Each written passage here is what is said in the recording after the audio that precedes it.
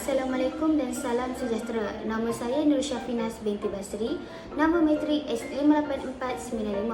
Pada hari ini saya ingin mengulaskan tentang langkah-langkah yang boleh diambil oleh Jahal untuk meningkatkan komunikasi interpersonal. Apakah maksud komunikasi interpersonal? Komunikasi interpersonal adalah proses pertukaran informasi, idea, pendapat dan perasaan yang terjadi antara dua orang, iaitu penyampai dan pendengar. Contoh komunikasi interpersonal seperti percakapan antara dua orang, keluarga dan percakapan antara tiga orang. Komunikasi interpersonal bisa terjadi di mana-mana saja seperti kita menonton filem, belajar atau bekerja. Komunikasi interpersonal boleh disebut komunikasi antarperseorangan.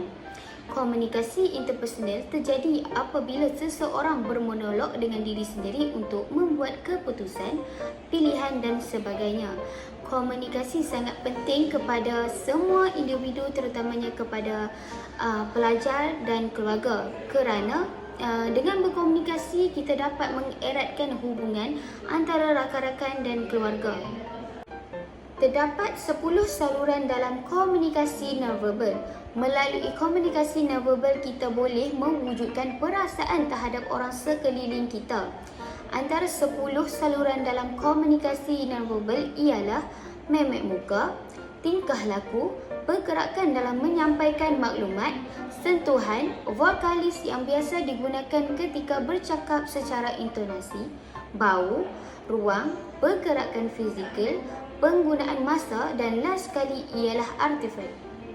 Antara langkah yang dicadangkan untuk meningkatkan komunikasi interpersonal ialah menunjukkan memek muka apabila kita berkomunikasi, kerana memek muka dapat menunjukkan emosi kita pada masa itu.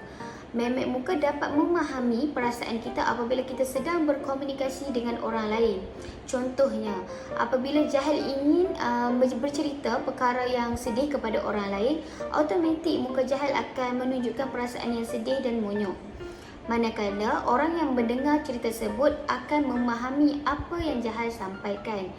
Ini adalah salah satu cara untuk berkomunikasi dengan orang. Seterusnya responding, iaitu dengan cara tingkah laku mata.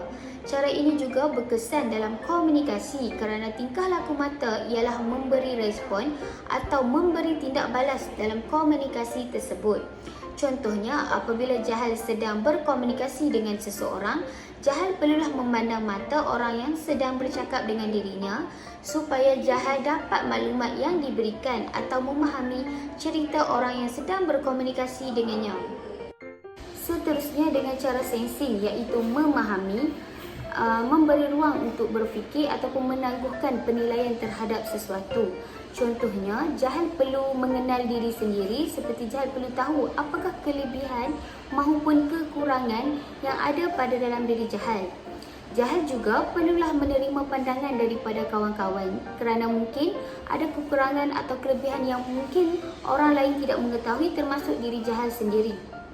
Kesimpulannya, Jahal perlulah menggunakan ketiga-tiga langkah tersebut agar hubungan interpersonal Jahal akan lebih berkesan. Okey, itu sahaja daripada saya. Semoga video ini dapat manfaat kepada anda. Terima kasih. Bye.